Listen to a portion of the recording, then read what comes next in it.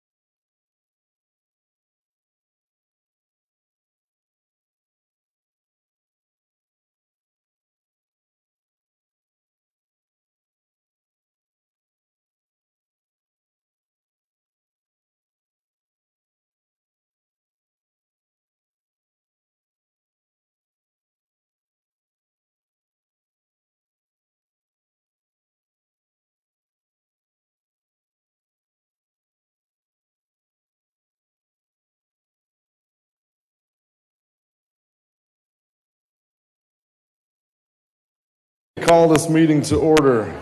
I'm going to call the regular meeting of the City Commission for Tuesday, June 14th to order. Please, if you would, silence your cell phone. City Clerk, if you'd call the roll, please. Mayor Owen. Here. Vice Mayor McGurk. Here. Commissioner Hartman. Here. Commissioner Clute. Present. Commissioner Sacks. Here. Thank you. All right, we're going to begin, as always, with an invocation followed by the pledge. If you'd like to join me in standing for those two items, Police Department Chaplain Tom Prusnell will give the invocation. Let's pray. Father God, thank you so much for the blessings you give us every day, Lord. We get to live in this wonderful community and get to call this home where people actually come for vacation, Lord. We just know how blessed we are. Father, I ask for your hedge of protection around these commissioners and the city officials, Lord. The attacks of the evil one are imminent. Protect them from the fiery darts, Lord.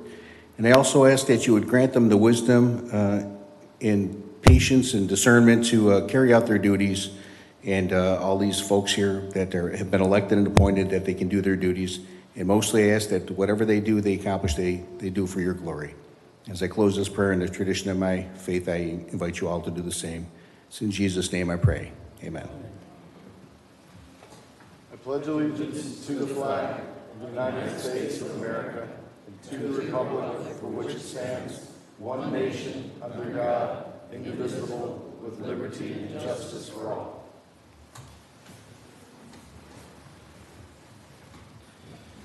Okay, I've got one thing on the agenda, but before I go to that, Kala, do you have any changes to the agenda?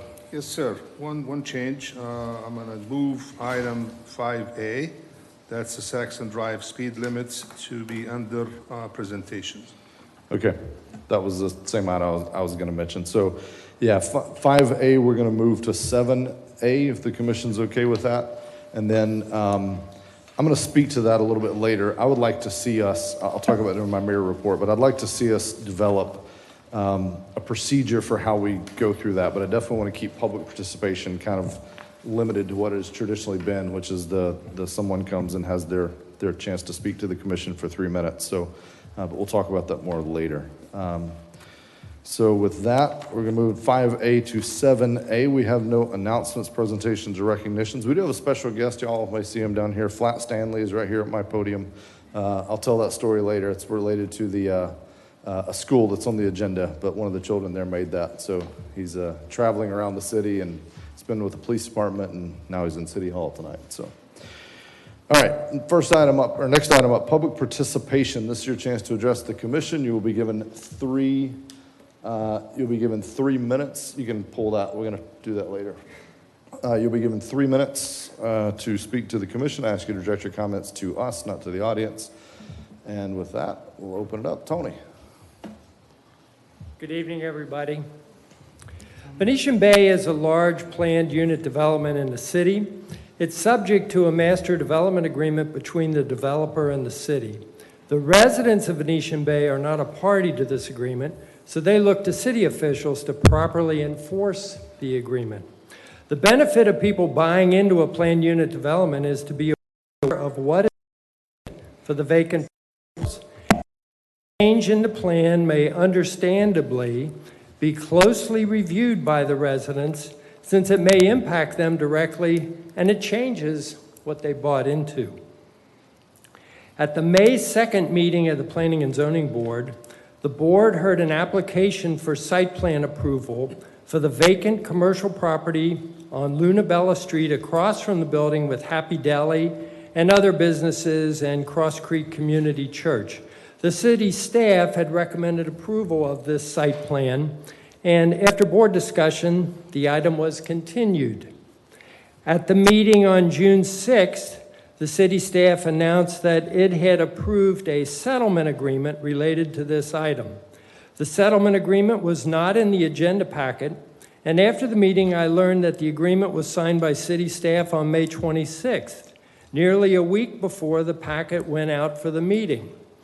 At the June 6th P&Z meeting, during the public input time for this matter, 20 persons voiced their strong objections to this site plan. I'm told that 10 of the speakers were residents from Fountains East, which will be directly affected by the proposal. After board discussion, the Planning and Zoning Board rejected this site plan application. Now we're being told that the developer is appealing the Planning and Zoning Board's finding. I'm not aware of any offer from the developer to invite residents' input regarding the site plan, which includes a change in the designation of property currently designated for conservation. A number of Venetian Bay residents will be carefully following the Commission's deliberations when this matter comes to your agenda, and we're hopeful that resident concerns will be heard and received with the same open mind that was given at the Planning and Zoning Board meeting. Thank you. Thanks, Tony. Any others for public participation? Come right ahead. All right. Seeing none, we will close public participation. And we will move to, oh, sorry. We have another one for public. Come right ahead. Right under the wire. I mean, Thank you for allowing me to speak this evening. Of course. All of you. I'd like to speak to the issue of the speed limit on Saxon Drive. My family and I were the first new residents on that stretch between Publix and 7th Street on Saxon. And for the past 3 years that we've lived there, we've witnessed plenty of cars going over the speed limit. And noticeably, it was dangerous to not only our family, but everyone. People that walk along the bike trail, the sidewalks. The sidewalks weren't completely finished yet until construction was completed. Crosswalk was down at 8th Street, so I could not even allow my grandchildren to cross the street to the bus stop down 7th. So with that being said, I appealed to the city police department and the county police department to better monitor and for the adherence of the speed limit on Saxon. I would really like to see it reduced because even with some added signs here and there, it still is a problem. And another thing I want to note is some of the residents beachside are angry with us because we're new residents there, because we destroyed their wetlands, so to speak. And they are insistent this is a cut through, get over it. They threatened to block our driveways. They've implied other threats on social media. And I just feel like safety above all. And I want to also mention that one of my grandsons woke up one morning when we first moved and he said, I had a terrible nightmare. I saw a woman on a bike get hit by a car on Saxon, and she was killed. And I had to take that seriously from a child that has a fear. You know, he sees the fear of what's going on Saxon. So we try to teach them about safety. We try to be safe with our children, ourselves, or cars, you know, us pulling out and allowing enough time to get out of their driveway safely. And sometimes it's nearly impossible when you have cars going 40, 50 miles per hour down the road. So please consider lowering the speed limit. I would suggest lowering it to 25 there, especially where you got houses on both sides and the sidewalk and the bike path so close. So I thank you for your time. Thank you. Thank you. With that slight delay, Randy worked up the nerve. Finally. Good evening, Commission. I just would like to add something to what Tony said, and I think it's relevant to the previous meeting where we had a large issue around the parking lot on A1A, and there was a ruling on the planning and zoning that was different than the staff's recommendation. And I would hope in the future, in relation to this issue and others, that the chair of the P&Z on those situations could be present when you all discuss that, because they know the arguments, they know the discussion, and I think it would be important for them to be here to assist you and also to assist them and to understand some of the perhaps limitations or ramifications of why you have to make the decisions you do.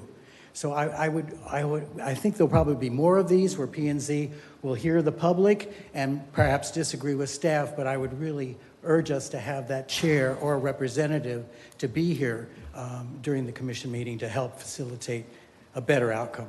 Thank you. Okay. Thank you.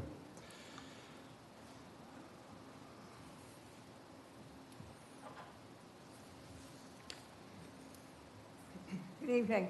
My Good name evening. is Martha Skinner, and I'm from Seawoods. And I take Saxon all the time. And I got to tell you, trying to make a right turn, Martha, talk into that I'm mic sorry. if you would so they can hear you. I'm not used to this. That's okay. Trying to make a right turn onto Saxon is sometimes impossible because the cars go by 40, 45 miles an hour. My other concern is as I drive down Saxon, I see kids trying to cross, they can't get across, big kids on bikes, little kids on bikes with their parents, people walking dogs, and lots of times they're running across to try to get through from the traffic. And I think that we're looking at an accident in the making if we don't lower the speed limit. Okay, thank you.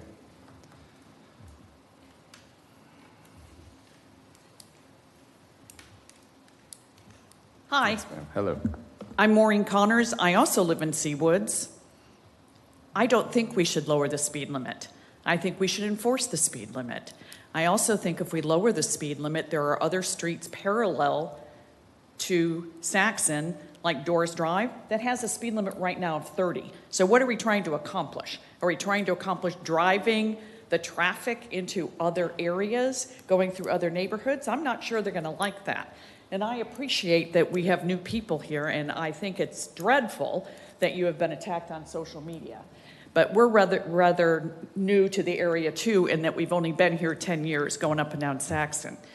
What I think is a bigger issue, and I don't know if we've done any studies, I don't know if we know that people go 50 miles an hour or what percentage of the population goes above the speed limit.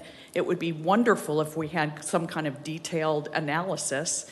But what really would help is if we analyzed what's going to happen at Saxon and 3rd Avenue, because I never go 35.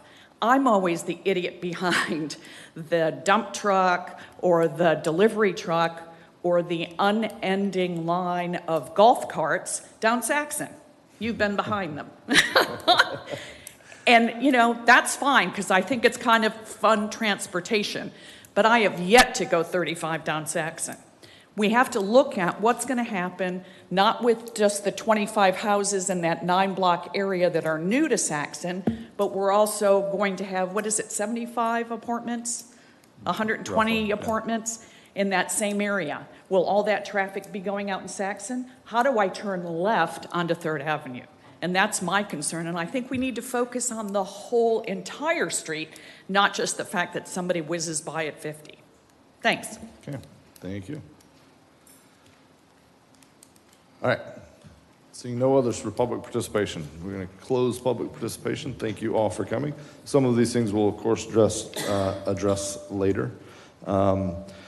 Consent agenda, item 6. Gentlemen, we have 32 items on the consent agenda. Staff was very ambitious on the consent. See what sticks, right? So let's come down the line. We're going to start with Commissioner Colodi. Anything you would like to pull from the consent agenda? 6AC. 6AC. Okay, hang on. Let me get to it. 6AC is pulled by Commissioner Colodi. Comments? If you have some quick comments, sure, go ahead. I have quick comments on 6V. 6. Just go ahead and make your comments. Just tell us which one you're commenting on. Okay. 6V. We're entering into a contract to get advice and assistance in getting grants. I have no problem with the contract. Contract is a kind of a unit price contract, but there's no maximum. I've stuck with the city manager, or spoke with the city manager, who indicates he's going to discuss that and put that in there so we have a maximum amount Not for to this exceed, year and then yeah. work on it for the next budget session. Okay, That's my comments on that. okay. Collective bargaining agreement.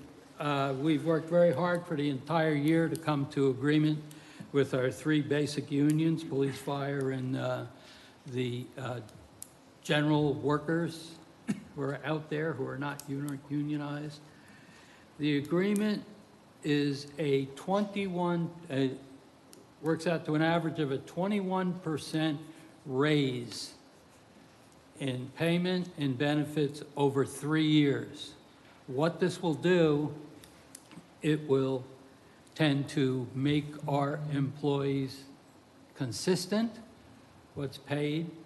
It will tend to attract new employees where we have a need for them, and hopefully stop some people from leaving because the grass is greener on the other side of the fence. As most of you know, I'm very conservative in the amount of monies that we spend.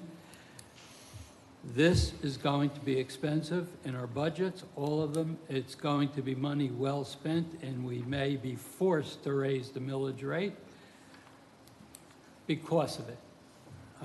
I just want everybody to be aware that we're doing what we can to keep our employees, pay our employees correctly, and yet not break the bank. But in this case, we're going to break the bank a little bit. Okay. The last item is 6AA, which is approval of a contract for design services on the extension of Barracuda Boulevard, where our bridge is going away. I expressed my concerns as to the cost of the contract with our manager. He managed to get them to reduce the price of the contract by, I believe, $15,000. That was great. I still objected. I pulled it from a previous agenda. He has gone back to the contractor, the engineering consultant, I should say. And lo and behold, they found another $8,000 worth of savings. So altogether, we reduced that contract by $23,000. And instead of, and we're still getting the same scope of services, we will be able to put that money into construction somewhere so we can all see it, drive on it, and enjoy it. So you just have to be very cautious when you have contracts such as this and you work with people for a long time, just to make sure that they follow good guidelines and they don't look to make a lot of money. It's not the first time I've run into this. We've saved money elsewhere. Okay. So good job by the staff in doing that. I'm also recommending that we have a list of consultants that we pre-approved, that whenever we have a project and we go out on this project for bid, that we solicit from 2 of our approved contracts so they know there's competition. Even though it's a professional service, it's important they know somebody's looking. So that's what I would like to see. That's my recommendation. Now, 6AC is the one I want to pull for discussion. Do you want to do that So now we're or gonna come go back through to the that. rest of the comments? Let's go through the rest of the, let's get these approved, and we'll come back to AC. Thank you. Commissioner Sacks, anything to pull? If you allow me to piggyback off Commissioner Colodi, a question for Colin, please. We had homes that were set for demolition, correct? In that hazard mitigation grant? For tear down? We have, it's not officially approved yet. We have the 17 homes, obviously, but it's still going through the process with the state and FEMA.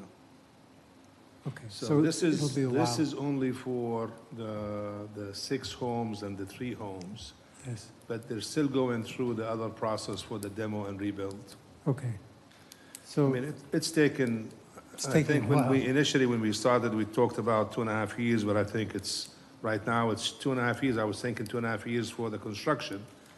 But it took us almost 7 months for FEMA to give us an official approval on the additional costs as a result of the bid. thanks, Colin. Okay, That's all I have. Thank you. all right. Anything to pull, Vice Mayor? Or a quick comment? Comment. Sure. Can't remember the number off the top of my head. Is this working? I think so. Can you all hear him? Can you hear me? No. It doesn't sound like There you go. it. Thanks, Mayor. Related to the Golf Advisory Board, that's on the consent, I believe, tonight. I'm going to vote in favor for sunsetting it. However, I will say that we attempted to put 2 younger people on it to see and these 2 younger people had an interest in participating and see what they can bring to the table, so to speak.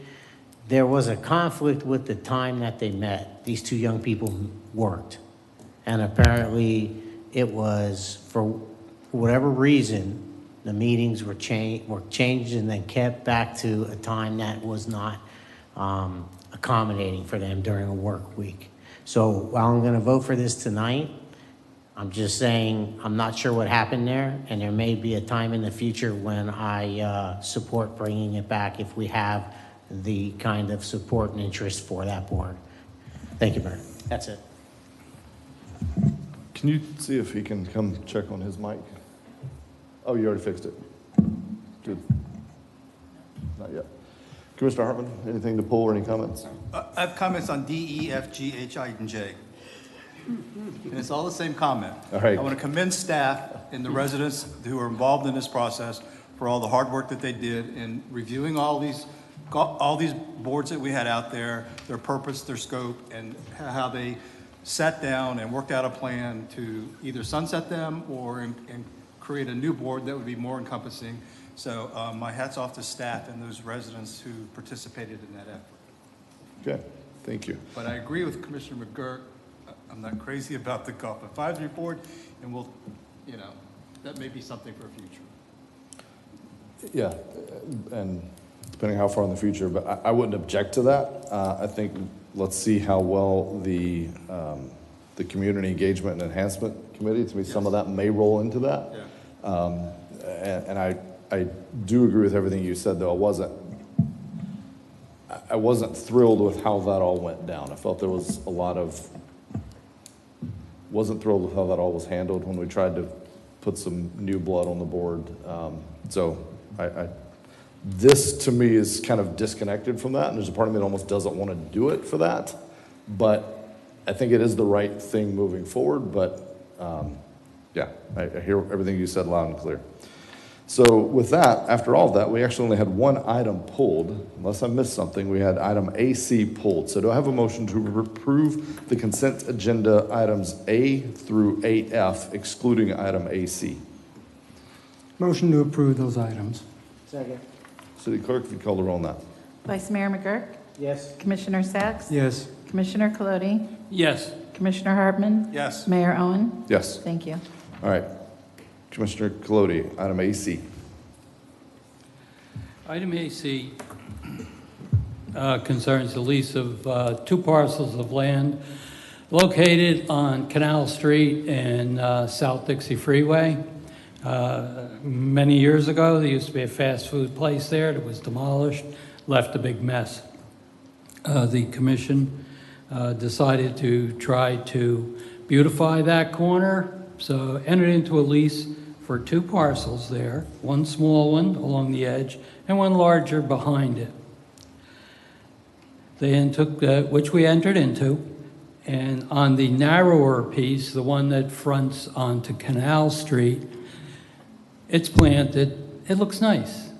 We maintain it. And that's relatively, I'm feverishly looking for the actual numbers, but that's a small percentage of the overall annual lease. Annual lease is $8,000. The remainder of the lands to be leased are located behind that and farther down along the railroad, and basically it's scrub grass right now. I see no reason why we should lease that land and take the maintenance responsibility away from the private individual who owns it when we really don't get any benefit from it. The property is also up for sale, and I know there will be a developer coming along at some point that's going to want to build there. But in the meantime, I don't think we should pay to maintain a piece of property we really don't use. Yeah, I had questions the first time when Colin talked about this, but I didn't actually catch it on this agenda. But I tend to agree with you, I think. But Colin, what are your thoughts on this? What happens if we don't, I guess is my question. What would be your opinion? I think we could get out of the lease. The question is, and I cannot remember, they planted a tree, a memorial tree, as well as the plaque. I'm not sure if it's in the big one or the small one, and I think it's in the big one. However, I think what I would suggest at this point is let me do some more investigation into it and see what's the possibility of maybe eliminating the big parcels and keeping the small one. If that's possible, I could come back at the next meeting and make a recommendation for you. Yeah, I mean, if that's an option, I think it's worth pursuing. You remember the first time you brought this up, and this is one of those. It's not the end of the world, but I think we could do a little better. So I would definitely support that if you want to do that.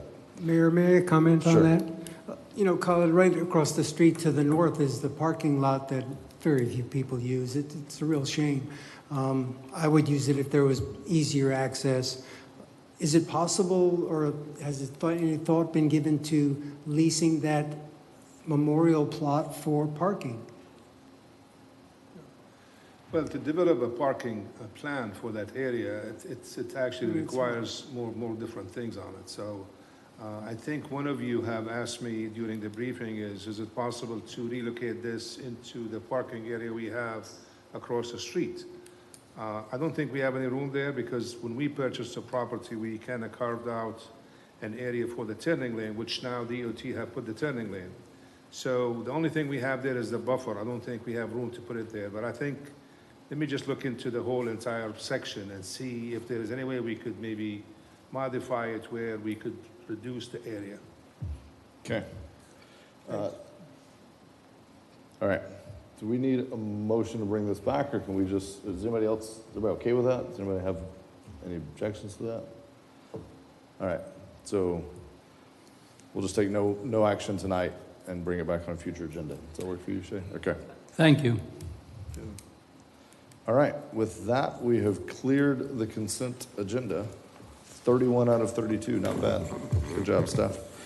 Okay, next item up under 7, we had moved the presentation that was in public participation. And again, I'm going to come back and talk about that later. But so with that, we'll ask Leslie, I think, has a presentation for us. Ask her to just be, as we have with everyone who's come before us in times like this, just be mindful of time. We'll give you a little extra time, but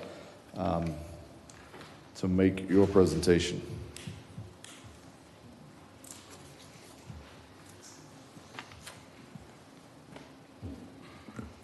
Thank you, Mayor and Commissioners. Good evening. My name is Leslie Sachs, and my address is 816 East 8th Avenue.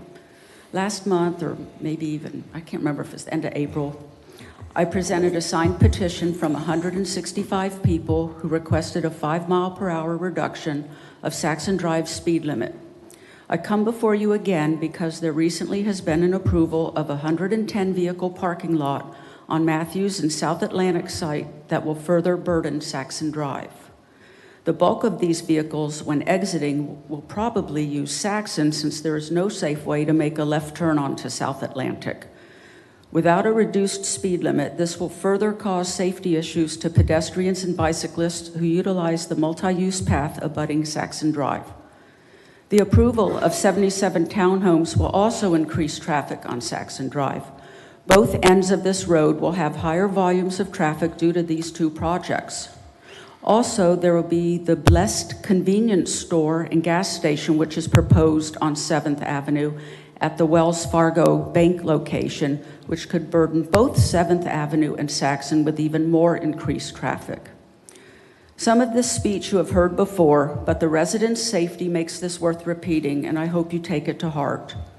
Other than the small area of South Atlantic Avenue towards Flagler Avenue, which I might add is supported with roundabouts, crosswalks, stop signs, and sidewalks on both sides, Saxon Drive is the only road on the beach side that has a posted 35 miles per hour speed limit and without any of these supporting safety features.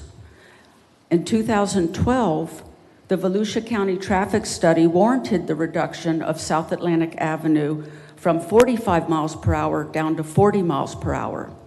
That reduction in speed caused only a 5-mile-an-hour difference between a busy highway like South Atlantic, which is 4 lanes with a turn lane in the middle, and Saxon Drive, which is a 2-lane local road. In my opinion, there should still be at least a 10-mile-an-hour difference between these two very different roads. I understand the lady's concern on Doris, who spoke earlier tonight about reducing the speed limit on Saxon. However, I don't see how reducing something 5 miles an hour will impact Doris Drive. All the roads in the avenues off of Saxon are 25 miles an hour, and there's no problem with increased traffic. In fact, if the speed is reduced, it might push the cars to Atlantic if someone is on a tight schedule, and then they could do 40 miles an hour. Saxon Drive is also very similar in size and length to North Peninsula. Both streets have a busy intersection at one end. Both streets have neighborhoods with lots of cutouts and driveways. However, North Peninsula has a 3-way stop in the mid-portion and also has a 25-mile-per-hour speed limit. Saxon has no traffic calming or a lowered speed limit. Saxon also has an elementary school on it, and North Peninsula does not. Both roads have high numbers of pedestrian, golf cart, and bicycle usage. Sections of Saxon's multi-use path have no separation from the traffic lanes, yet Saxon is posted 10 miles an hour faster than North Peninsula. And I might add, South Peninsula is 30 miles an hour. So, and we're asking for 30, we're not asking for 25, even though I'd like to see that. And I travel on Saxon multiple times a week and would like to share some photos of my experiences. They depict road conditions that justify lowering the speed limit and also to correct some confusing signage near the school. The first 4 pictures show me coming upon an Amazon truck stopped in the southbound lane near 7th Avenue. There's no area or shoulder for him to pull over. There's a double yellow line. It's illegal to pass, so I'm stuck. I wait behind him. These next few photos, 4 in total, show all the vehicles that are passing me and the truck. So they're passing 2 vehicles. And with the sight line, there's no way they can see oncoming traffic. So they're in a hurry. The driver, also the Amazon driver, and I don't blame him, he was stopped there for quite a while because he was taking packages to multiple homes. Because why should he move his truck 1 front yard at a time and try to cross out into Saxon to get into his vehicle? So he was making good use of his time, but it wasn't just a stop like a mail truck or something. He was there for at least 15 minutes. And while I was behind him, I felt like a sitting duck because when you come on from 3rd Avenue to Saxon past CVS with the curve, it's very easy to get up to 35, and then all of a sudden you don't see the Amazon truck and you slam on your brakes. So So I was worried about that while I was stopped there. My fifth photo shows a car leaving from the parking lot very close to the 3rd Avenue and Saxon intersection. This car shot across the right lane only to be stuck there since no one in the left lane would let him through, and they couldn't because the light was red.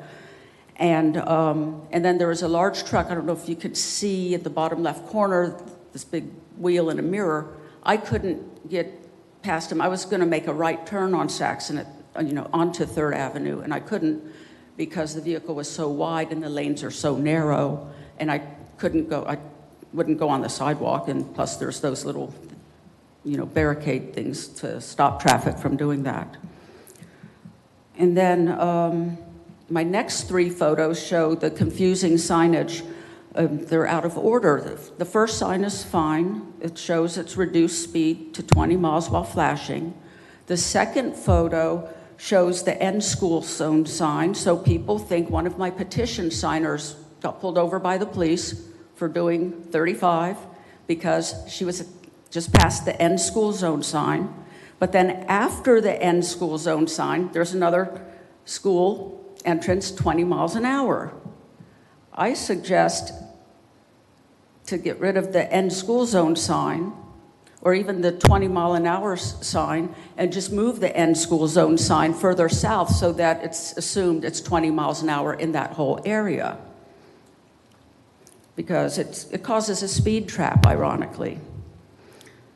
And I went today, this afternoon, because I thought, oh my God, I never checked the other side. The other side going northbound is fine.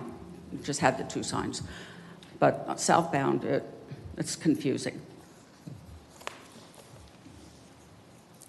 And then my 9th through the 11th photos show me waiting to get to the intersection of 3rd and Saxon. There's a very large yellow construction truck blocking the entire lane. Again, this is not a 5-minute stop. One picture shows, I don't think you can see it here, but there's a man sitting on a forklift on the truck bed. He's in an orange shirt.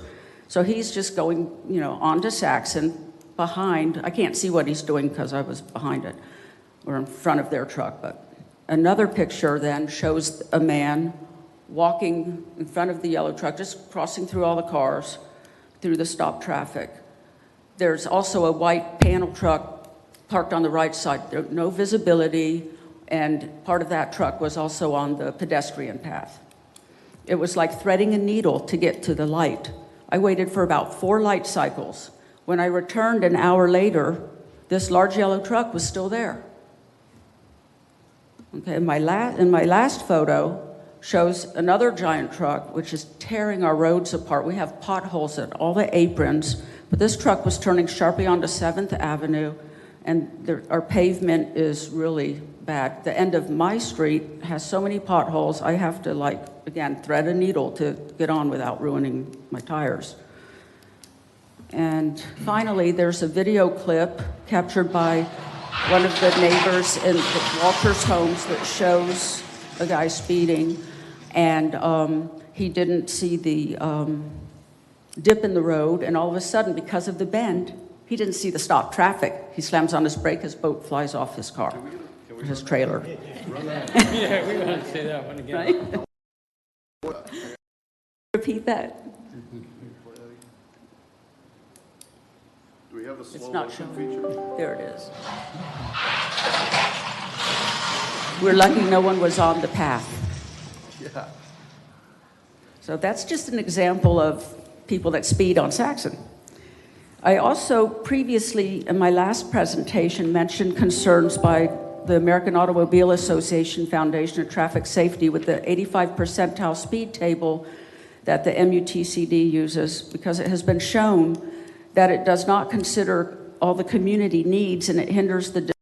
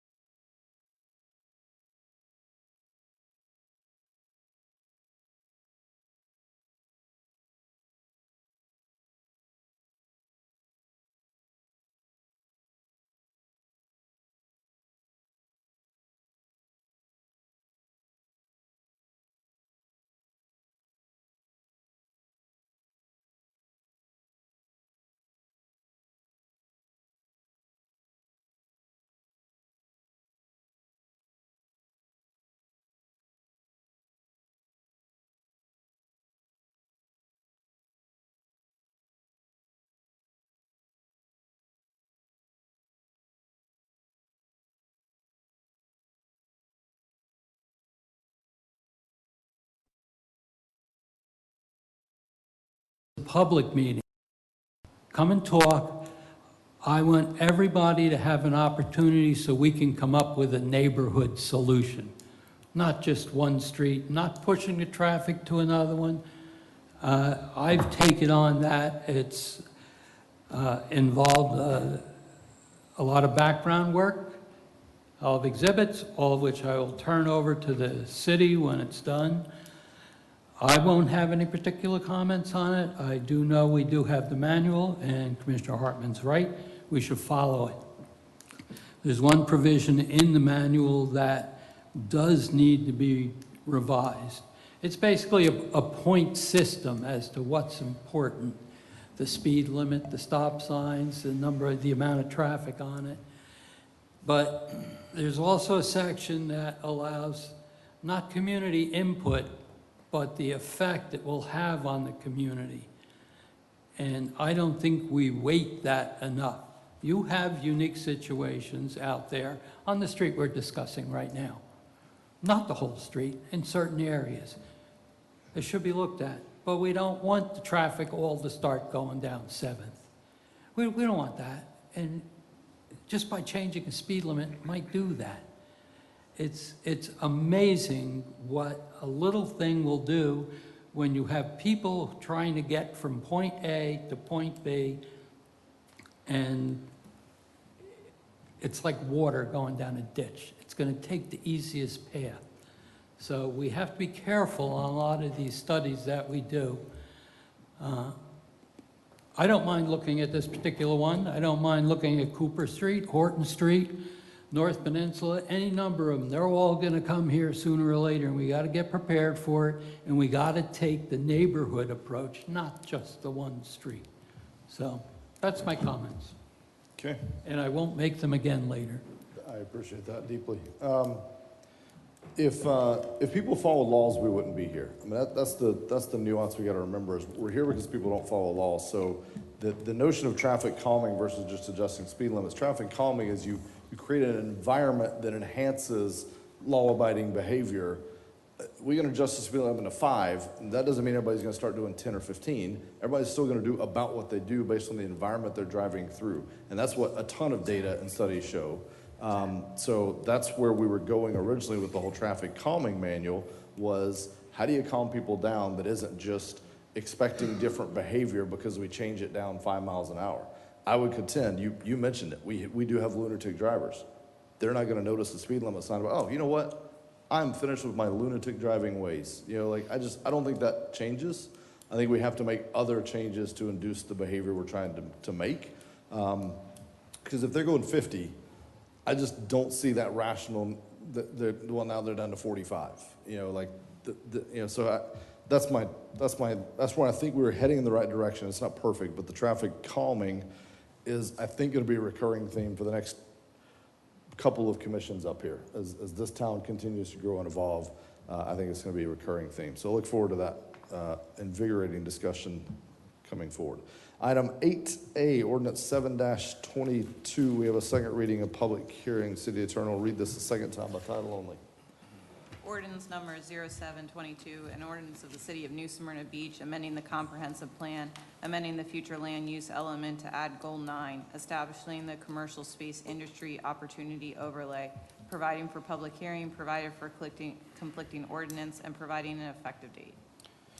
Okay, this is an item that's kind of been trickling its way through, so we've had multiple different chances to think on this and talk through this. It's been to numerous different committees. So, Commission, any questions for Chris is here with any questions or comments on this? Yes. From the Commission? Go ahead. Thank you, Mr. Mayor. Chris, you know, we're supposed to consider this overlay tonight. It's very short on specifics. The space industry is very specific, as you probably know. And they make everything from spacesuits to liquid rocket fuel, solid rocket, you know, all the dangers that come with it. And, you know, we look at what's allowed in certain zoning and overlays and such, and I just don't know. You know, the original consideration was for the industrial park within the airport.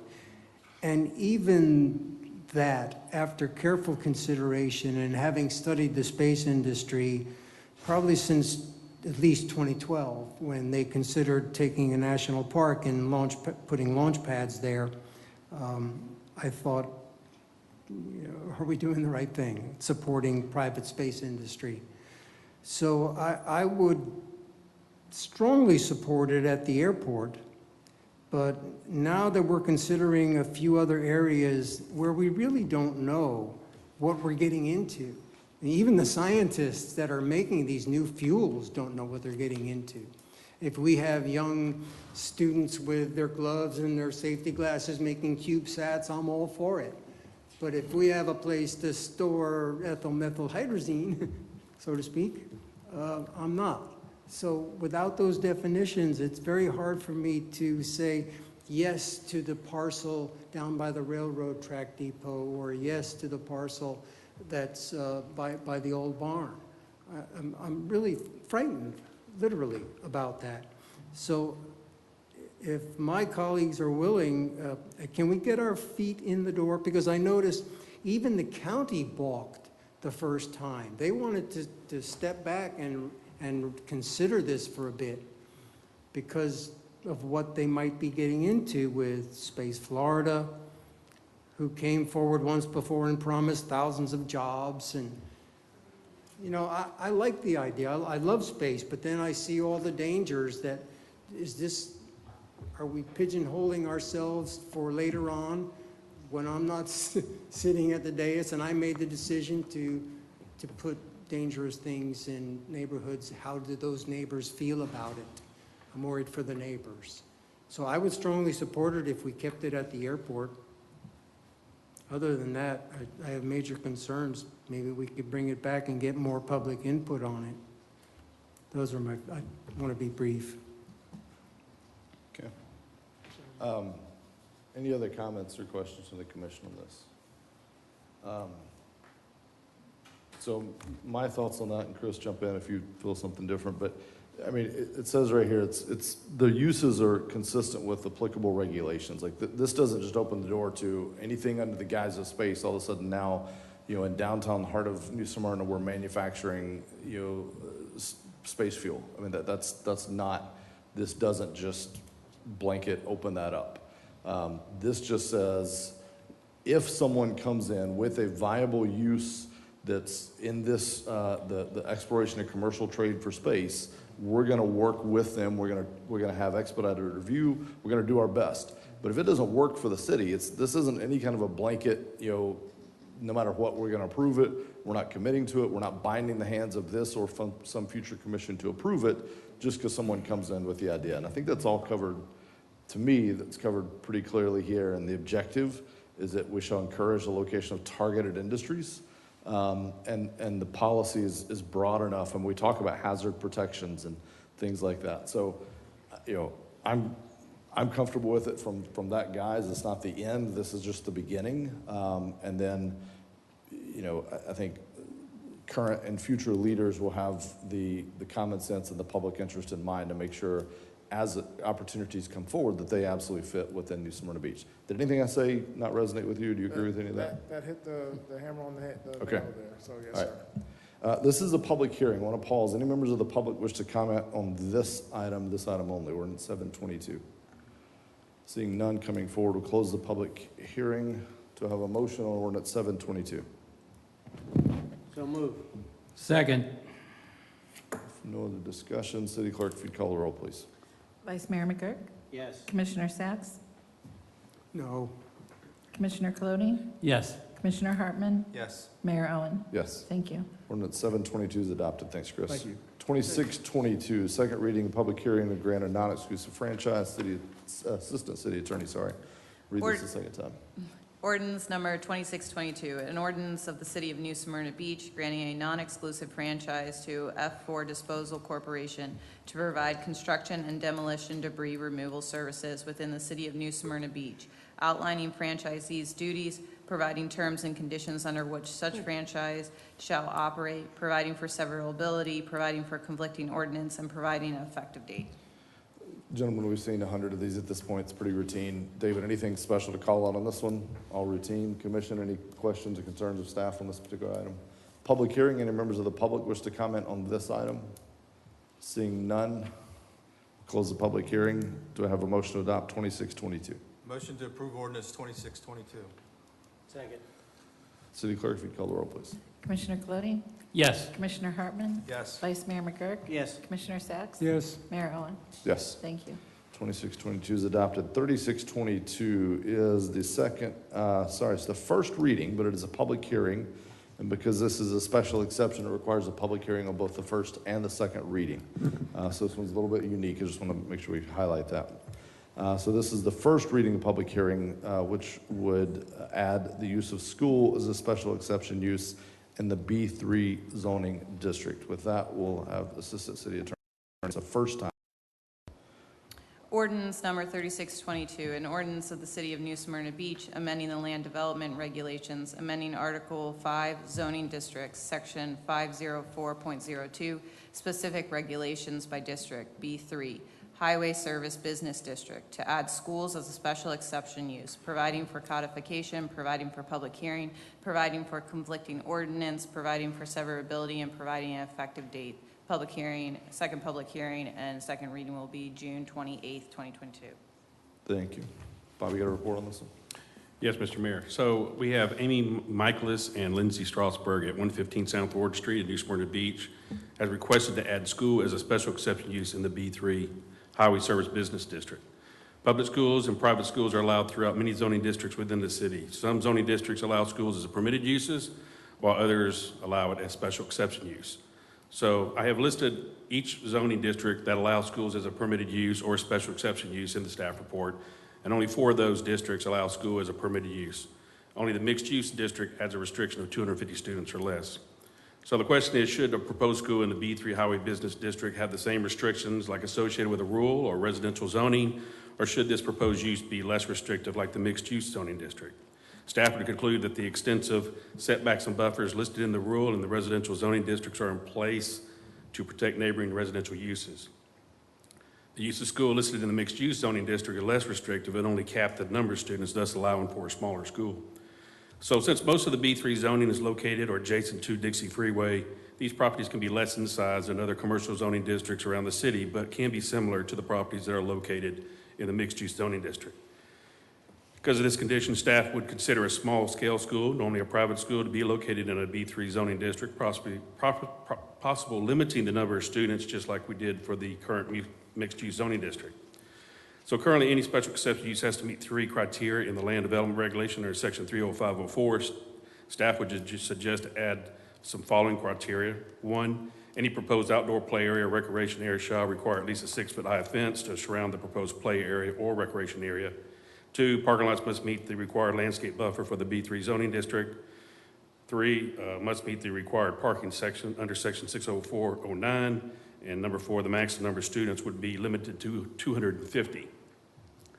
So with that, at its regular scheduled meeting on June 6, 2022, the Planning and Zoning Board voted 6-0 to give a positive recommendation to the City Commission to approve the requested text amendment to the land development regulation.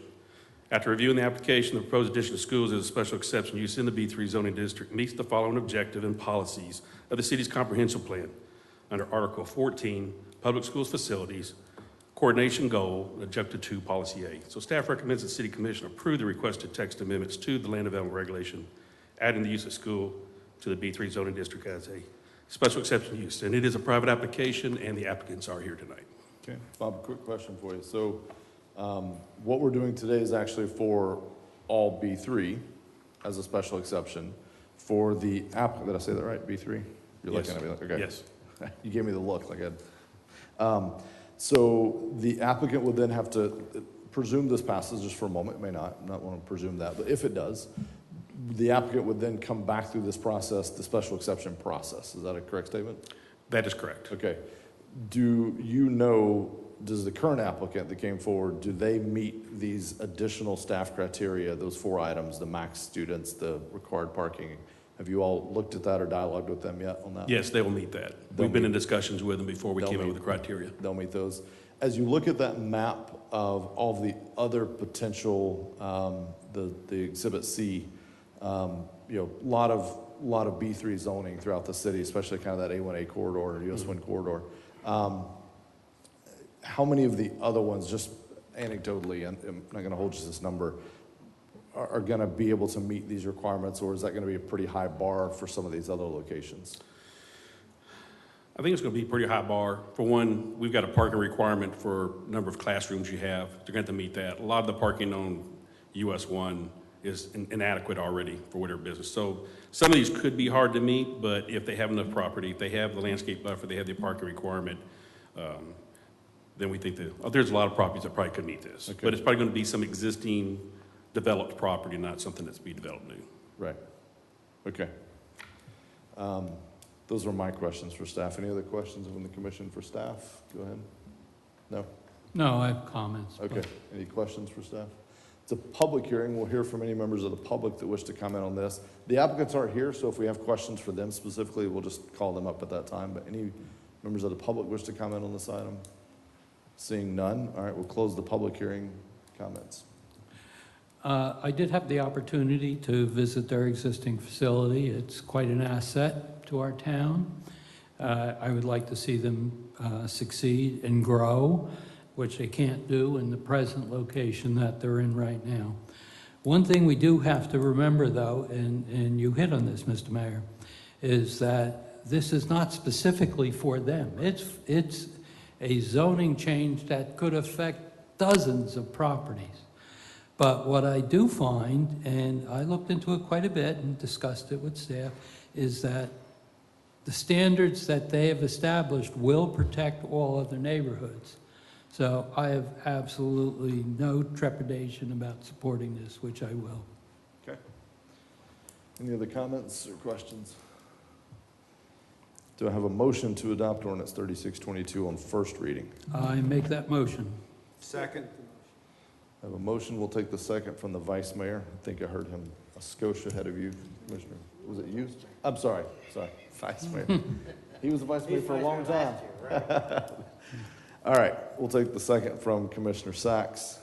I had a motion from Commissioner Colodi. If no other discussion on this item, City Clerk, if you'd call the roll for this first reading. Commissioner Hartman? Yes. Vice Mayor Sacks? Yes. Vice Mayor McGurk? Yes. I Pardon screwed me. everybody up. Commissioner Sacks? Yes. Commissioner Colodi? Yes. Mayor Owen? Yes. Thank you. For the record, there was everyone said yes, I believe, right? We got a yes. All right. Yeah. Just so we don't have any confusion on the voting. So, all right, one more time, and then we'll be through with that. So we'll see you all next meeting. That'll be June 28th, 2022 for the second reading. Congratulations. Ordinances, first reading. City attorney or assistant city attorney will read these ordinances a first time by title only. The second readings will be conducted on June 28th, 2022. Shay, take it away. Ordinance number 2722. Hang on, Shay, actually, real quick. We have some things, there were some students that came at the last meeting and spoke. If you stop at the city clerk on your way out, you can do it now or later. She has some things that we wanted to give to the students that spoke, some cards from the city. So, all right, sorry about that, Shay, go Mr. ahead. Mayor, Yes. I have a question on that to our staff. Can the applicant at their own risk apply for the variance or the special exception approval now to cut the Before time frame the- down? That's a good question. They already have. Did you hear the question, Bob? Can they get a head start by putting an application in now, even though the zone isn't adjusted yet, but it would be, of course, at their own risk? Yes, so they have already applied. They've already been to the Planning and Zoning Good. Board, so on the next meeting on the 28th, you'll have the second reading for the item you just had, plus you'll have their special exception application to Awesome. review at that time. Okay, awesome. Good. Thank you, good job. All right, Shay, take it off. Ordinance number 2722, an ordinance annexing into the city of New Smyrna Beach, .55 plus or minus acres of property located on the south side of Pioneer Trail, east of Bridget Street, address as 2340 Pioneer Trail, providing for redefining boundaries of the city, designating the property within the Commission Zone 3 providing for public hearing, providing for required filing, providing for conflicting ordinances, providing for severability, and providing for an effective date. Public hearing and second reading, June 28th, 2022.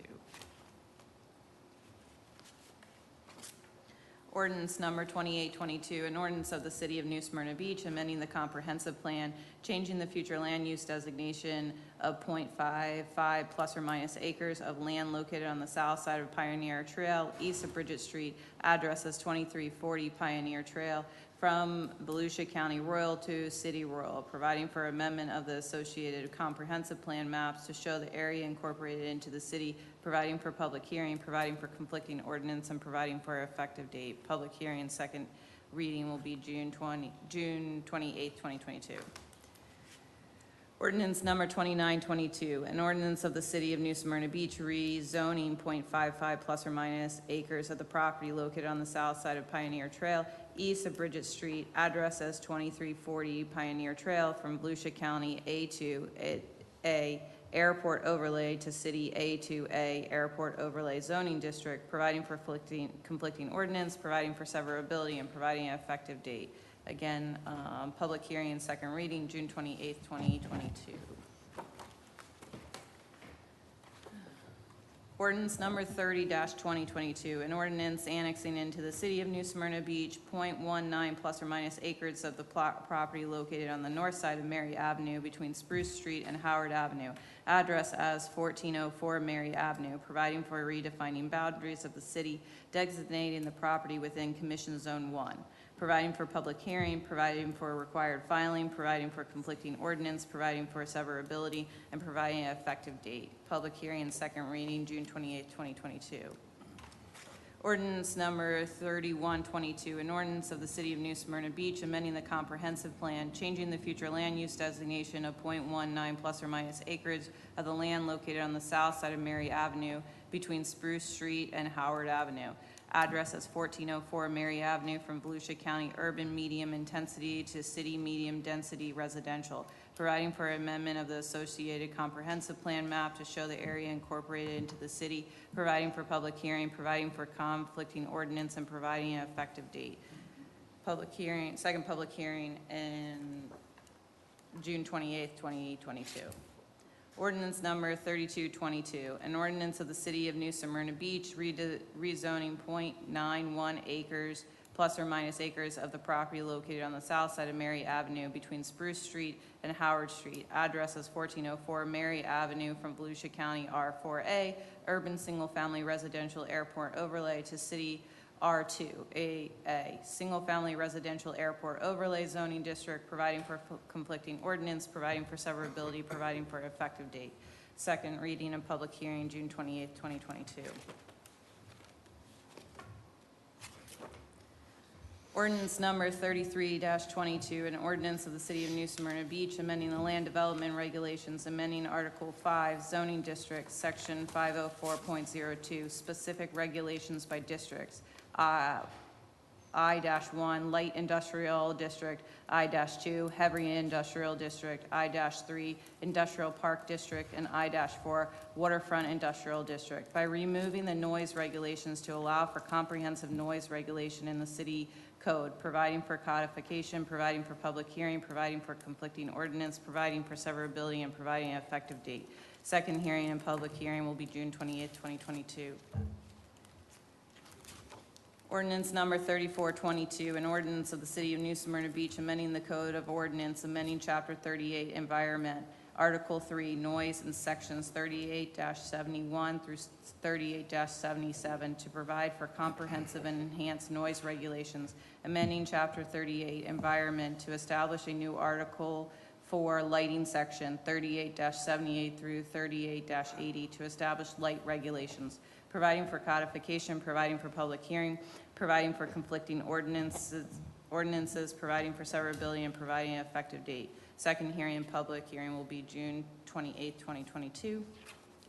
Ordinance number 3522, an ordinance of the City of New Smyrna Beach amending the land development regulations, amending Article 6 Development Design and Improvement Standards, Section 604.01.B3 to clarify fill requirements on existing low lots, providing for codification, providing for public hearing, providing for conflicting ordinances, providing for severability, and providing effective dates. Second hearing and public hearing will be June 28th, 2022. Mayor, Yeah. I have a couple comments on that one. Sure, go ahead. And I apologize to Khalid that I didn't bring it up the other day. In the staff report, it's not germane to the particulars of this, but it references the temporary parking lot as a one-year exemption, when in fact it's a 2-year. So that language needs to be changed to reflect what the current status is.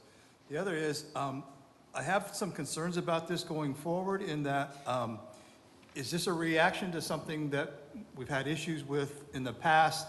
How's it going to affect people going forward? Because it says that you can raise your driveway, but there's no specifics as to how wide the driveway or the area on each side of the driveway. What happens if I have a sidewalk that goes from the street to the house and I can only raise it 6 inches between those two areas? Am I going to create step downs? Khalid and I are working on another issue in the county area where there's a couple lots over there that are actually below street level. And everybody around them has already, because of the county, filled up to including street level or 18 inches above. And what happens if we put these restrictions and the people go to build their houses, they're only allowed to put 6 inches of fill. Where's all that stormwater going to go? Where's all that runoff going to go? We're going to create ponds around, or moats around these houses. So I just would like staff to kind of take a deeper look at this and make sure that we don't have unintended consequences going forward, and that we truly are looking at all those issues going forward. If there's existing already lots that have been raised and we have 1 or 2 in the middle, I know it created some other problems up in another area of the city, but is this truly going to fix the problem that we're faced with there, or are we going to create more problems going forward? And then the issue about the width of the driveway, how far can you go each side, and then maybe even a residential sidewalk. So if we just look at those before we go push forward with this, I'd appreciate it. And if I may, Commissioner, when we say in 6 inches of fill, typically what happens is if you have a condition on a lot like this, you will do the stem wall, and then you would fill within the stem wall. So the idea is not to fill the entire lot to bring the lot up. So you will have the structure. It's up to the elevation that it's the required elevation. But the adjacent area outside the stem wall, we would not have the 5 and 6 feet fill. We have a condition right now on the beach side. It's almost similar to this. We have a house that was built in the 60s, so it's pretty low. And not only that, but it's an uninclined roadway. And then the house right to the south of it, it has to meet the requirements. So there's quite a bit of difference in elevation. So we've been dealing with that issue for quite some time. And I think this will address that issue, not only in that area, but throughout the city, in particular the area that we mentioned out there on the Corbin Park. Yeah, but that's my concern with those 2 residential lots on Swoop is I understand they bring their stem walls up, but then, these are fairly large lots. So all the area below that are only going to be able to raise the elevation by 6 inches. So, and everybody else around them is above the road level. Yeah. So, that's going to create a natural low area on these residential lots. So rather than specific about 6, can we look at language that says, that is, in congruency with the rest of the neighborhood or that residential lot next door? I think if you put a number on it, you've tied somebody's hands too much that, after all that we're going through in order to get them to build their houses, I would hate for us to put restrictions on them where they can't go forward with that. So, and, you've been there, so you kind of have an idea what I'm talking about. Okay. Commissioner Colodi, I think. Yeah, ordinance 3522. I feel it just needs clarification because it opens up a lot more questions. It says 5 feet from a driveway. It doesn't say whether that's measured horizontally, vertically. It doesn't say whether they can put a second driveway parking space in. The concept is excellent and we should go forward with it, but I think we need a little more work before we go there. And I think it might result in some changes that exceed what we're really allowed to do between first and second hearings. Yeah, so that's, leads me to, Shay, do you want to, If the item was withdrawn by staff, then they could go back to the drawing board, start over again. and bring it back as a first reading? Yes. Kyle, do you think you're gonna need, my thing is timing as well. I mean, you need enough time between now and the second reading, and potentially the amount of changes that may be required, so. Probably we need to have at least Okay. another meeting. All right, so let's, so staff can withdraw it? Yes. So Kyle, would you like to withdraw item 9I? Okay. That was an affirmative for the record. So item 9I is withdrawn by staff, so that first reading is not in effect, and it'll be brought back at a future time. 9J, I think we have. Ordinance number 3722, an ordinance of the City of New Smyrna Beach amending the land development regulation, amending Article 10, subdivisions, Section 1012, model homes, to revise the number of units permitted prior to plat recording and adding additional standards, providing for codification, providing for public hearing, providing for conflicting ordinance, providing for severability, and providing an effective date. Second reading and public hearing will be June 28th, 2022. Okay.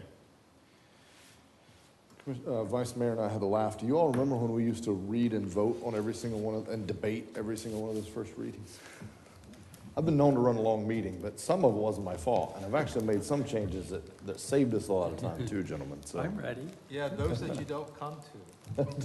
If I might, Yes. we kind of breezed past the noise ordinances. Yes, we did. I think they're very complicated, and I look forward to a full presentation on second reading.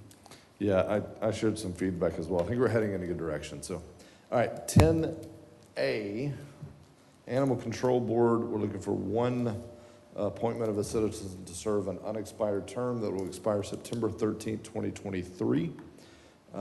There's one vacancy on the Animal Control Board. Do we have any nominations from the City Commission? I don't have a list of names here. I assume they're in the agenda. I'd like to make a nomination, if I may. Sure. Leslie Sachs. And I will abstain from the vote. Okay. We have one nomination. Dana Hoffman. Another nomination. Dana Hoffman. We have Sachs and Hoffman. Any nominations, Commissioner Colodi? No. Okay, with that, we'll take votes. City Attorney, are we okay with the nomination but abstaining from the vote? It's not really a conflict. Yeah. So It's kind you of can, not, so, yeah. all right.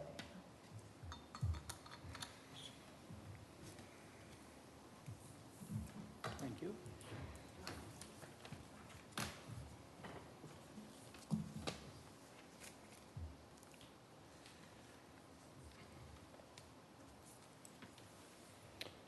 For the record, just mark one of those two names only, please. Forgot to say.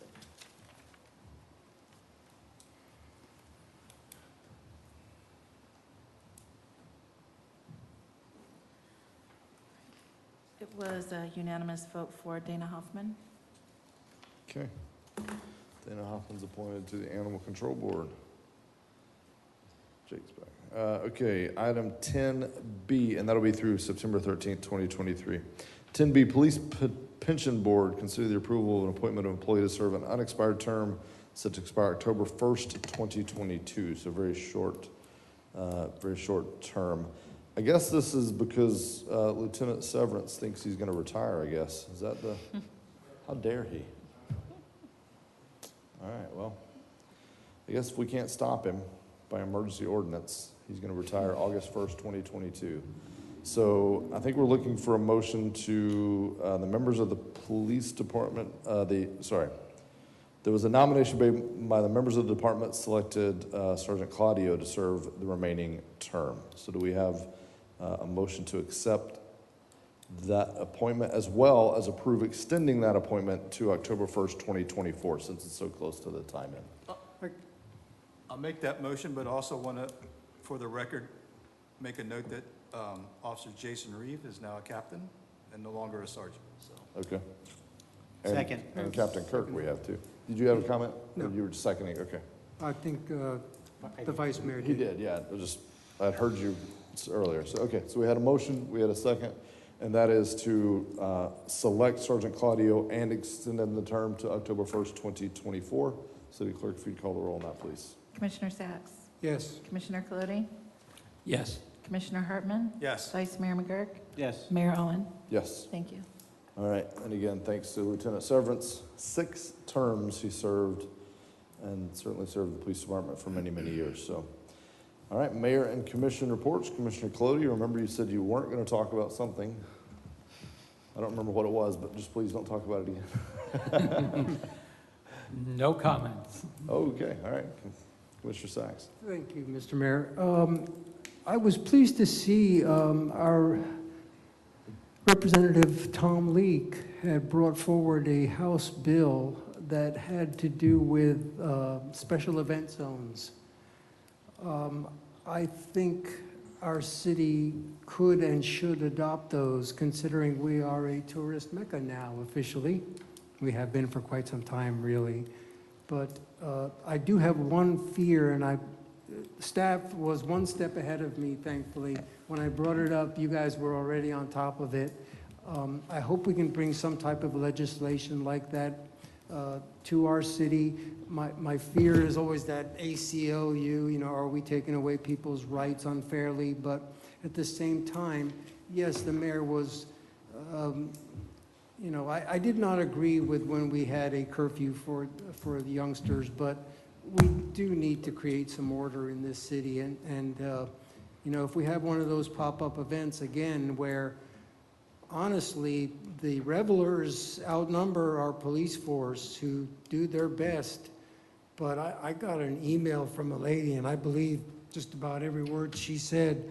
They taunt even the police, these revelers, and reveler is a nice word for what they've been doing. So I'd like to see that move forward. The barrier island is besieged, as I know, the 44 corridor, and everybody's kind of trapped sometimes on the weekends, but there's folks on the island that are afraid. They're frightened to leave their homes.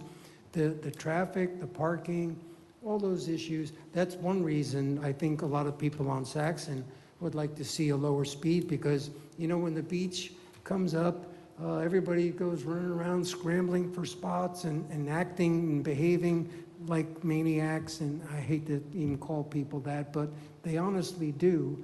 They have no regard for law. So if we can ramp that up and still be a welcoming place, and we do.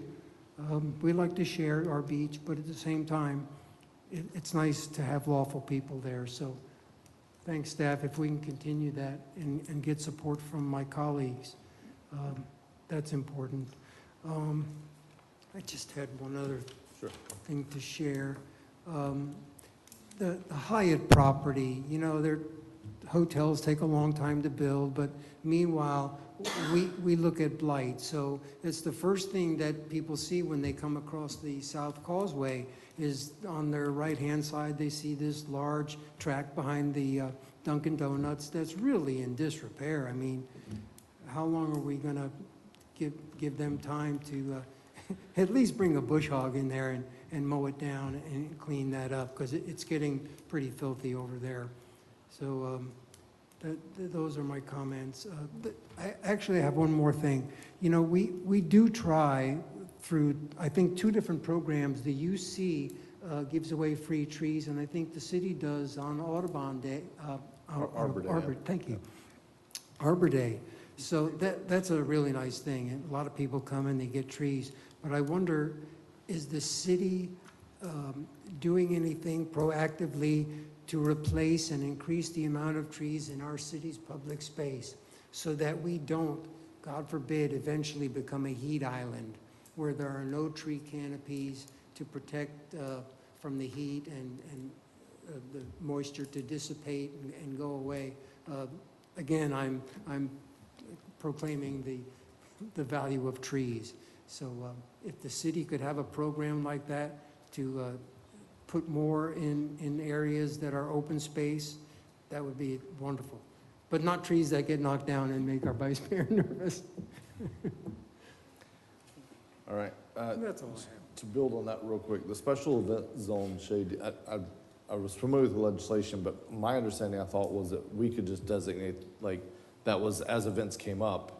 We don't have to have a we can just tap into that state level and say, we've designated this area special event zone because Correct, of an the city impending. manager would designate it, then the signs would go up, and Yeah. then the laws would be enforced, which results in double fines Yeah. and enhanced noise and towing vehicles. So I think, good news, we're ready to go. Like, there's no further action needed, and if we have some pop-up event or even like a spring break type event like we had, city manager can go ahead and do that, working with other agencies, and then all of those enhanced things that were part of that would be in place. And that's thanks to, I mean, our police and our staff, city attorney's office and others helped support when those meetings first started. Kyle and I, with Chief Coffin, were at a meeting up in Daytona where we supported that legislation and came up with that idea actually to run up the flagpole to the state and get that passed. So, All right, good job. So I think we're appreciate set that. to go. This past weekend, I got some emails you all may have as well. Why weren't we listed as part of one of the places for the truck event? And that's because that event really was centered in Daytona and South Daytona, and the notion was if they don't show up there, we were only getting overflow. If it became a problem, we certainly would have flagged it and been okay. But I think the notion was if they don't show up there, they're not. We may get one or two, but we can handle one or two. So, Okay. Thank you for your consideration. Vice Mayor, no comments. Commissioner Hartman. I have a couple, and they deal with the intersection of Flagler and Peninsula. Gentlemen, we have a building over there that's sitting empty. We kind of gave some direction. Apparently, since staff hasn't come back to us, we have no intention on moving any departments out there or utilizing that building for in-house. So I would like for us to kind of have a plan going forward on what are we going to do with that building. It's sitting there empty. I'm afraid that, it's going to start having some deterioration issues or something like that. So we really need to have a plan going forward rather than just letting it sit there, or if that's truly what you want to do, we'll just let it sit there. I think there should be a plan going forward. The other is, there was a public workshop that dealt with the intersection improvements and changes. There were a lot of good ideas and thoughts that came from the public out of that, making the pedestrian all move at the same time. I drive that area every Sundays, and a lot of the traffic issues are, in fact, the pedestrians who don't pay attention to that and are just, walking whatever they want to do.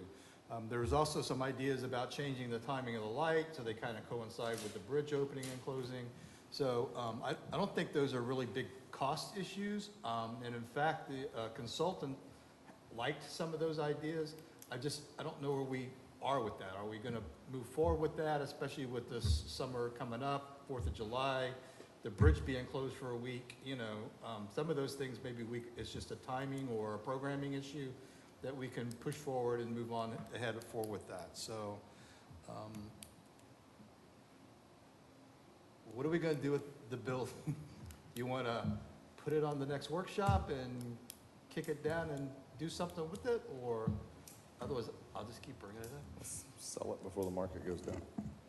You have about 2 months. I was about to say, if we do it now, we might. It's cooling. Yeah, I mean, I'm trying to remember. Felt like it was, staff, it's the easiest thing in the world to add to an agenda, which they've done a few times. And I think we then all, patter around and then punt it back to staff. So I think where I left it last time was give me a proposal of like how you would use it, what departments would use it, and tell me if that makes a lot of sense. We can do that even in an interim, or could we lease it? Because I'm with you. If it's just going to sit there, and it likely will for another year or two before we do anything, even if we do intersection changes. Right. So that's where I thought we were, was that staff was kind of working on some of those proposals, but maybe I'm wrong on that. Just on that subject, I believe the results of our public hearing were the consultant is supposed to come back to us with some updates on the plans. As to the building itself, if we find out that we can we can do our improvements there if we decide to go ahead. I think we should sell that building, put it back into private hands. That's what I wanted all along. I've also been approached by the person who's renting the little shop next to it. That's going to turn into La Fiesta. He wants to rent those parking spaces, but apparently our rental plan doesn't allow that at this time. Thank you for sharing. I'll have to tell him that. Well, I'd throw my 2 cents in, but it would He be did ask, indicative yeah. of why we're still figuring out what we want to do with that property. Because you want to do something totally different. Sell it. Listen, I wasn't fortunate enough to attend the meeting. I'm waiting for a staff report on it. I want to do the idea was the intersection improvement. I want to do the intersection improvement, and I love the idea of moving the house somewhere so the city can use it as some kind of facility for a department. What I don't want to do is just have this thing stale over the idea of because we can't really decide or this or that. I think we go forward with the original plan, do an intersection improvement, get that house moved. That's mine. And if we're not going to do that, sell the whole thing again and just put it back. If we're not going to do the intersection improvement, just sell it back. But let's not wait till the market goes down and then sell it back. No. I mean, if we're gonna do that, then let's just hold it until the market comes back. I don't want to lose money on it. So I think your answer you just heard is why, is because we've got 4 different options out of the 4 people that have spoken. So maybe just put them on our table and just call for a vote. You know, It's on my CM report to talk about it, so. all right, we'll just wait till we get to that then. Do you have anything else? No. Is that it? Okay. Is that it? We made it through everybody, right? Okay. I had just one thing. We had tonight a special presentation. It landed in public participation, which I wasn't comfortable with because I just don't remember in my 4 years of doing this that we'd ever had kind of a special carved out citizen public participation thing. So I wanted to keep that very clean. That's always just, you can come forward, take your 3 minutes, speak to us about anything you would like. I do think, though, we've had a few different times where we've had the Riverside Garden District. We had a resident that came and spoke about the boards and stuff. We've had a few different times when residents do, there's an item that merits a little more conversation. They need more than 3 minutes, kind of like tonight. So, I think we probably should have a process where if someone comes and speaks and then ask the commission or staff, hey, I'd really like to come and make a presentation. To me, that's just public participation. But if I want to show things and give an actual presentation, they can approach the commission. They get, however that works. But we get some kind of yes, at least 3 of us want to hear that. And then there's a time limit allotted where we say, okay, we're here, 10 minutes worth or 5 or whatever it is. And then, that lives under the new business administrative items. Because my worry is I don't want to put staff in a position where all of a sudden it's like, well, why did they get to do this and I didn't? Why did that group get to do this and I didn't? So I think to protect our staff and us, and to make sure the citizens are, very clear of how this works and what the process is, I think we should have an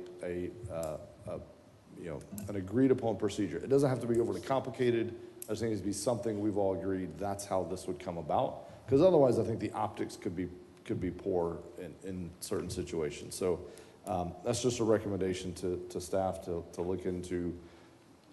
I don't even know you need to bring it back to us. Just tell us this is how we think you should handle it, or how we're going to handle it as a staff, and then we'll go from there.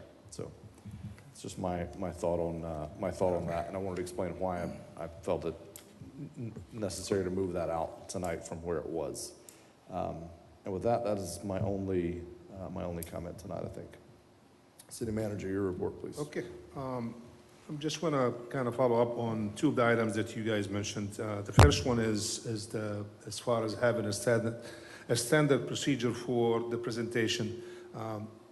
I will come back, and I think my recommendation would be if somebody comes in and wanted to make a presentation to the commission, for the commission to give staff directions to work with the citizen or with the applicants, and then we could bring it back as an item under presentation. So that's the procedure would be. Okay. The AOB, I mean, I was talking to Commissioner Hartman yesterday, and he was saying, we made the recommendation, or I don't have an approval from the commission at this point of what to do with the AOB. We have made a recommendation, staff, and that was rejected by the commission. Then at some point, we were talking about having a temporary staff location at that facility. So the question that I have for the commission. Hang on. You're saying AOB, I think you mean the flag. I'm talking the 120 flagler, I'm sorry. Because we also don't know what we're doing with AOB. So but let's not, I've got a. Freudian slip, like Colin basically said, y'all can't make up your minds on anything. I've got a 5 a.m. flight. Let's not get into AOB, But 120 please. flagler, so we made a recommendation, and then we had the city clerk's office, they suggested at one of the meetings that they would like to relocate at that building. So if we're talking about a temporary location, okay, we could do that. If we're looking at a permanent location, I have options for that as well. But I need to get a clear direction. So when I'm gonna come back at the next meeting or the meeting after, I'm gonna list several options. But I need a clear direction from the commission, a specific option to be selected, and then I could move forward with that. So, Yeah. as far as the intersection, Hang on, before you move to that, I think that's the way to do it. Just put everything you've heard. Here's option 1, 2, 3. I'm gonna call for a motion and a vote, and one of them's gonna get the majority. If not, then we'll file that. You can put the date and the time, and the next time it gets brought up, you will say, on June 28th, the commission decided they were not gonna do anything. Two options to do that, Mayor, is one option is I could come back at one of the meetings. The other option that I was actually having it in my mind, we have a workshop on August the 18th. So there is several items that I was gonna have on the agenda. One of them is 120 flagler. The other one, the AOB side. I mean, the other options that we have. So, but we could bring it before if you want to. I mean, I don't know if we'll be able to bring it, Well, the workshop, we can't take a vote, right? yeah. Well, I mean, at least you guys give me a recommendation, I could bring it up to the next meeting. I almost would rather see Okay. it at a vote. Second meeting in August, we'll bring the options on the 120 flagler. Yes, Mr. Colodi, go because ahead. I think it's important to get the revised plan from the consultant first. So staff can review that and then we can decide. Okay, Because we've started down that path already. gotcha. But we could discuss it at the workshop. We can. And Yes. maybe narrow it down to 5 to 3 or something like that. So certainly, we should be able to discuss it openly like then, and then bring it to the next meeting as to the 3 or 5. I mean, we ranked the ARPA money, Yeah. and, did that, so something along those lines, I think. I mean, that would, to me, like you said, would be a good time for that discussion, because then we could have additional reports or whatever, and bringing it back before then, I think, is way too early. I guess my only worry with that is what I've seen is you go into the workshop with, you're trying to narrow it from 5 to 3, and you come out with 8. And we're further away from us. We've put more, potential on the table, so I'm just trying to drive to a decision. And history keeping it has simple. shown when we agree in a workshop, then we get into a vote, That we is- change our minds. That is also true, yeah. Well, So- I support the 18th workshop. Yeah, I'm not opposed to it. I'm just saying, just be cognizant of, let's try to come out with a solution.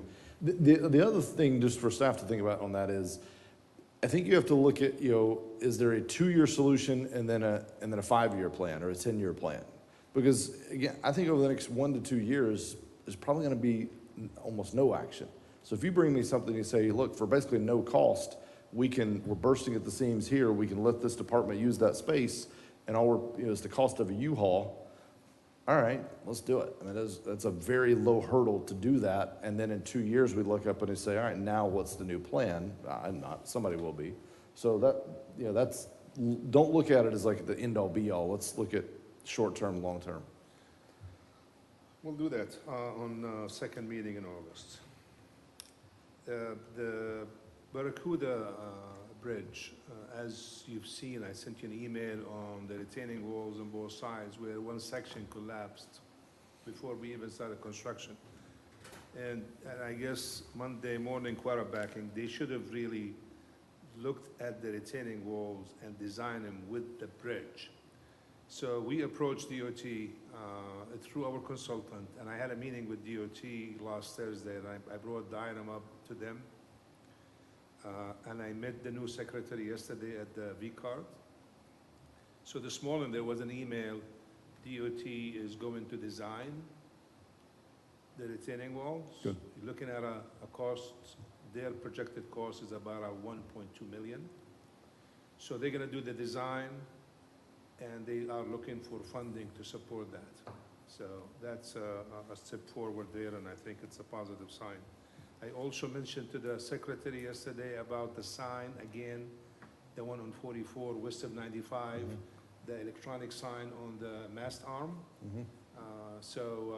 And I'm scheduled to, I'm gonna bring him down here to have lunch with him, and we'll follow up with that as well, so. Good. The August 21st, that is the day that we will implement the one-way north on Orange. So there's signs, we posted it on the website, we approached all the businesses. The only one that they have an issue with is Indian River Glass. Apparently their truck comes that way, but they said, we understand that it's a safety issue, so they'll deal with it. I just happened to go down Orange today, and one of the signs, the one that's right there, kind of across from PureFit, you can't see, it's like completely faded out. So I knew what the sign said, like I could make it out because I was looking for it, but just have somebody double check that, because it looks really, really faded. We'll do that. And then also on one of the items under the consent agenda. Hang on, Colin. What was the date you said that the switch is going to? June the 21st. Oh, June 21st. For the one-way? Yes. Okay. That would be. I think he did say August first time, I thought. Did I? No, I said June. You said August, I think you said August. You said August? Yeah. Oh, I'm sorry. Yeah. June. Okay, June. Good catch. June 21st will be a Tuesday. Our sign staff is actually on vacation, so he'll be back Tuesday, and we'll give him some time. Okay. The contract for Giabi, that's the one Commissioner Colodi Not to exceed. and I think I'm gonna cap it for this year at 50,000. It's, I mean, we pay as we have service. That's if we need additional funding, because we have a lot of issues with DOT at this point, so. Well, I was thinking of, I went back and checked the item number. I was thinking that item will help us with the retaining wall thing we were just talking Well, about. I mean, it already did. It's Yeah, 1.2 100%. million, and then I got the intersection of 44 and Wallace, and then also the sign. So we got quite a few projects there that we're working with That them, so. contract's at ROI for But sure. I'm gonna cap it at 50,000. We'll have a purchase order for 50,000 for the year. Is that Do you it? have any questions on the other items? Any questions for? Khalid, yes, Go ahead. Mr. Mayor. Khalid, would you please provide for me again, if you can't now, I don't expect it now, another progress report on the 7th Street sidewalk? I have a very recent report. Just when I came to the meeting, I saw our purchasing agent, and actually she's working with the consultant on the bid to advertise out, so. For 7th construction. and South Streets. Good. Also, the traffic light for Station 50. It's under construction, and I think I see some barricades out there, Yeah. so it looks I like did they're also. getting close. I was hoping that was for that Yeah, it project. is. Thank you. It is. All right, city clerk's report. Yes, Mayor, Vice Mayor, Commissioners, yesterday was the first day of qualifying, and it was also the first time that we followed the new set of rules in our newly adopted charter, and it went wonderfully. We were able to turn in all the candidate paperwork by today, actually, which is much different from before. So we have 9 candidates right now. Qualifying week ends on Friday. And additionally, Sharon and I are going to be out Sunday through Wednesday at a conference, so it'll just be Travis in the office. Okay. So they were able to collect signatures long before now, so they didn't.